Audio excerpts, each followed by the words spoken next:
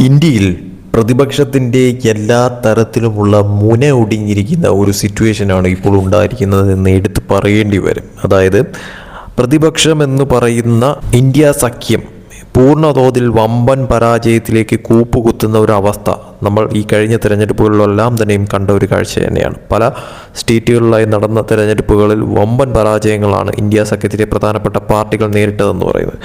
അതുമാത്രമല്ല, ഇപ്പോൾ പാർലമെൻറ്റിൽ വലിയ തോതിലുള്ള തിരിച്ചടിയാണ് ഇപ്പോൾ ഇന്ത്യ സഖ്യത്തിന് ലഭിച്ചിരിക്കുന്നതെന്ന് മാത്രമല്ല, അവർക്കൊപ്പം ഉണ്ടായിരുന്ന പാർട്ടികളിലെ പല എം പിമാരും ഇപ്പോൾ മറുകണ്ഠം ചാടുന്ന തരത്തിലോട്ട് കാര്യങ്ങൾ മാറിയിരിക്കുകയാണ്.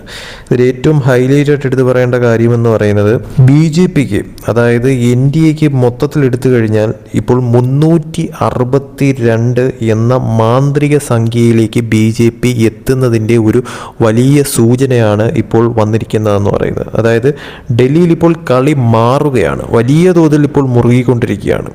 NDA BJP മൊത്തത്തിൽ 293 എന്ന സംഖ്യയിൽ നിന്നും 362 എന്ന സംഖ്യയിലേക്ക് എം പിമാരുടെ എണ്ണം മാറുകയാണ് എന്നുള്ള തരത്തിലേക്കാണ് കാര്യങ്ങളുടെ ഒരു പോക്കെന്ന് പറയുന്നത്. ഇതിൽ ഏറ്റവും ഹൈലൈറ്റായിട്ട് പറയേണ്ടതെന്ന് പറയുന്നത്, അടുത്ത പാർലമെൻറ്റ് സെഷനിൽ 3/2 ഭൂരിപക്ഷം നേടാനായിട്ട് NDAക്ക് സാധിക്കുമോ എന്നുള്ള പ്രധാനപ്പെട്ട ചോദ്യമാണ്. ഇതിലെടുത്ത് പറയേണ്ടതെന്ന് പറഞ്ഞാൽ ഈ 362 എന്ന ഈ ഒരു ഭൂരിപക്ഷത്തിലേക്കുള്ള വഴി എങ്ങനെയാണ് എന്നുള്ളതാണ്. ഇതിൽ NDAയുടെ നിലവിലത്തെ നില എന്ന് പറയുന്നത് 293 എന്ന കണക്കാണ്. 293 എം പിമാരാണ്. ബാക്കിയുള്ള എം പിമാർ എവിടെ നിന്നാണ് വരുന്നത് എന്നുള്ള കണക്കാണ്. ഇതിൽ TMC വിമതർ, അതായത് മമതയ്ക്ക് നിലവിൽ വമ്പൻ തിരിച്ചടിയാണ് ലഭിച്ചിരിക്കുന്നത് എന്ന കാര്യത്തിൽ സംശയമില്ല. അതിൽ തന്നെ 20ലധികം എം പിമാരാണ് TMC വിമതർ BJPക്ക് NDAക്ക് സപ്പോർട്ടുമായിട്ട് ഇപ്പോൾ രംഗത്ത് വന്നിരിക്കുന്നതെന്ന് പറയുന്നത്. അങ്ങനെ 20 എം പിമാർ. ഇനി YSRCP, അതായത് പുറത്തു നിന്നുള്ള പിന്തുണ എന്നുള്ള തരത്തിൽ 4ലധികം എം പിമാരുടെ കണക്ക്. ഇനി DMK നോക്കിക്കഴിഞ്ഞാൽ, അതായത് കോൺഗ്രസ് ബന്ധം ഉപേക്ഷിച്ച DMKയും ചേർന്ന് കഴിഞ്ഞാൽ അത് +22 എന്നുള്ള കണക്കിലേക്ക് കാര്യങ്ങൾ മാറും. അതായത് DMK ഇപ്പോൾ കോൺഗ്രസുമായിട്ട് ഒരു തരത്തിലുമുള്ള ഇതുമില്ലാതെ കോൺഗ്രസ് ബന്ധം ഉപേക്ഷിച്ചുകൊണ്ട് DMK ഒപ്പം ചേരുന്ന തരത്തിലോട്ട് കാര്യങ്ങൾ മാറിക്കഴിഞ്ഞാൽ, അതായത് ഒരു പിന്തുണ തരത്തിലോട്ട് കാര്യങ്ങൾ പാർലമെൻറ്റിൽ മാറിക്കഴിഞ്ഞാൽ +22 എന്നുള്ള കണക്കിലേക്ക് കാര്യങ്ങൾ മാറും. ഇനി സ്വതന്ത്രരും മറ്റു പ്രാദേശിക കക്ഷികളും ആയിട്ടുള്ള കാര്യങ്ങൾ മാറിക്കഴിഞ്ഞാൽ അത് 7 മുതൽ 10 വരെ എന്നുള്ള കണക്കിലേക്ക് കാര്യങ്ങൾ മാറും. ഇനി ആം ആദ്മി പാർട്ടി മറ്റു പ്രതിപക്ഷ കക്ഷികളിലെ പുതിയ പിളർപ്പുകൾ നോക്കിക്കഴിഞ്ഞാൽ അതും 7 എം പിമാരോളം വരും. അങ്ങനെ ഈ പിളർപ്പിലാണ് BJPക്ക് ഇത്രത്തോളം എം പിമാരുടെ ഒരു പിന്തുണ ലഭിക്കുന്ന തരത്തിലോട്ട് കാര്യങ്ങൾ മാറുന്നത്. അതിൽ TMC പിന്തുണ ഉറപ്പിച്ചു കഴിഞ്ഞിരിക്കുന്നു. അതായത് 20ഓളം എം പിമാരുടെ പിന്തുണ ഉറപ്പിച്ചു കഴിഞ്ഞിരിക്കുന്നു. 20ൽ കൂടുതൽ എം പിമാരുടെ പിന്തുണ ഉറപ്പിച്ചു. YSRCPയും പുറത്തു നിന്നുള്ള പിന്തുണയുണ്ട്. അതോടൊപ്പം തന്നെ DMKയും വലിയ തോതിലുള്ള പിളർപ്പിലേക്കാണ് കാര്യങ്ങൾ മാറുന്നത്. അതും ആ ഒരു തരത്തിൽ ഇപ്പോൾ BJPക്ക് പിന്തുണ ഏകുന്ന തരത്തിലോട്ട് കാര്യങ്ങൾ മാറാൻ ഏറ്റവും വലിയ തോതിൽ സാധ്യത നിലനിൽക്കുന്നുണ്ട്.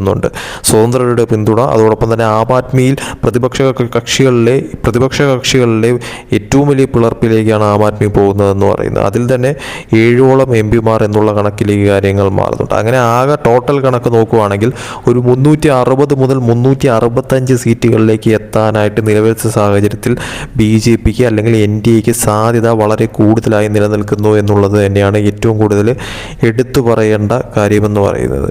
ഇത് എന്തിനാണ് നേട്ടമാകുന്നത് എന്നുള്ള തരത്തിലോട്ടുള്ള കാര്യം എന്ന് പറയുന്നത്, എന്തുകൊണ്ടാണ് ഈ അടുത്ത സെക്ഷൻ നിർണായകമാകുന്നത് എന്നുള്ള ചോദ്യത്തിലുള്ള ഉത്തരം, അതായത് ഭരണഘടനാ ഭേദഗതികൾ എളുപ്പമാകുമെന്ന കാര്യത്തിൽ സംശയമില്ല. അങ്ങനെ വന്നു കഴിഞ്ഞാൽ മണ്ഡല പുനർനിർണയം പാസ്സാക്കുന്ന വഴി തെളിയുമെന്ന കാര്യത്തിൽ സംശയമില്ല.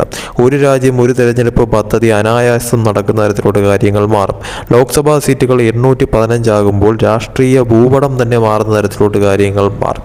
ഇതിൽ ഇന്ത്യ സഖ്യത്തിലാണ് വളരെ വലിയ തോതിലുള്ള തിരിച്ചടി നടക്കാൻ പോകുന്നതെന്ന് പറയുന്നത്. അതായത് ഇന്ത്യ സഖ്യം നിലവിൽ 200ൽ കൂടുതൽ, അതായത് 230ൽ കൂടുതൽ ഉണ്ടെന്നുള്ള തരത്തിലോട്ട് കാര്യങ്ങൾ മാറിയാൽ, പക്ഷേ അത് ഇനി അവർക്ക് 200 പോലും ഇല്ലാത്ത തരത്തിലോട്ട് കാര്യങ്ങൾ മാറും. അതായത് 180ൽ താഴെ പോകുന്ന തരത്തിലോട്ട് ഇന്ത്യ സഖ്യം ടോട്ടലായിട്ട് കാര്യങ്ങൾ മാറുന്ന തരത്തിലോട്ടാണ് കാര്യങ്ങളുടെ ഒരു പോക്കെന്ന് പറയുന്നത്. അതായത് BJPക്ക് 300ൽ കൂടുതലല്ല 350ൽ കൂടുതൽ എം പിമാരുടെ പിന്തുണ ലഭിക്കുന്ന തരത്തിലോട്ട് കാര്യങ്ങൾ മാറുമ്പോൾ അതിൽ തിരിച്ചടി ലഭിക്കുന്നത് ഇന്ത്യ സഖ്യത്തിനും കോൺഗ്രസിനുമാണ് എന്ന കാര്യത്തിൽ ഒരു സംശയവുമില്ലാതെ പറയാൻ പറ്റും. അതായത് അവർ 200ൽ താഴെ പോകുന്ന തരത്തിലോട്ട്, അതായത് 150ലും താഴെ പോകുന്ന തരത്തിലോട്ട് കാര്യങ്ങൾ മാറുകയും അവർക്ക് വലിയ തോതിലുള്ള എം പിമാരുടെ നഷ്ടം സംഭവിക്കുന്ന തരത്തിലോട്ട് കാര്യങ്ങൾ മാറുകയും ആ എം പിമാരുടെ പിന്തുണ സപ്പോർട്ട് എല്ലാം കൂടി NDA BJPയിലേക്ക് എത്തുന്ന തരത്തിലോട്ട് കാര്യങ്ങൾ മാറുകയും ചെയ്യും. ഇത് ഇനി വരുന്ന പാർലമെൻറ്റ് സെഷനിലാണ് വളരെ വലിയ തോതിലുള്ള അട്ടിമറികൾ സംഭവിക്കാൻ പോകുന്നത് എന്നുള്ളതാണ് എടുത്തു പറയേണ്ടതെന്ന് പറയുന്നത്. അതിൽ തന്നെ കോൺഗ്രസ് ഉൾപ്പെടെ പ്രധാനപ്പെട്ട പാർട്ടികളെല്ലാം കനത്ത തിരിച്ചടി നേരിടാൻ പോവുകയാണ്. അതിൽ മിക്ക എം പിമാരും മറുകണ്ഠം ചാടുന്ന തരത്തിലോട്ട് NDAക്ക് പിന്തുണയേകുന്ന തരത്തിലോട്ട് BJPക്ക് പിന്തുണയേകുന്ന തരത്തിലോട്ട് കാര്യങ്ങൾ മാറുമെന്നുള്ളത് 100% വ്യക്തമായി പറയാൻ പറ്റുന്ന ഒരു സാഹചര്യമാണ് ഇപ്പോൾ നിലവിൽ പാർലമെൻറ്റ് തന്നെ നിലനിൽക്കുന്നത് എന്ന കാര്യത്തിൽ ഒരു സംശയവുമില്ല.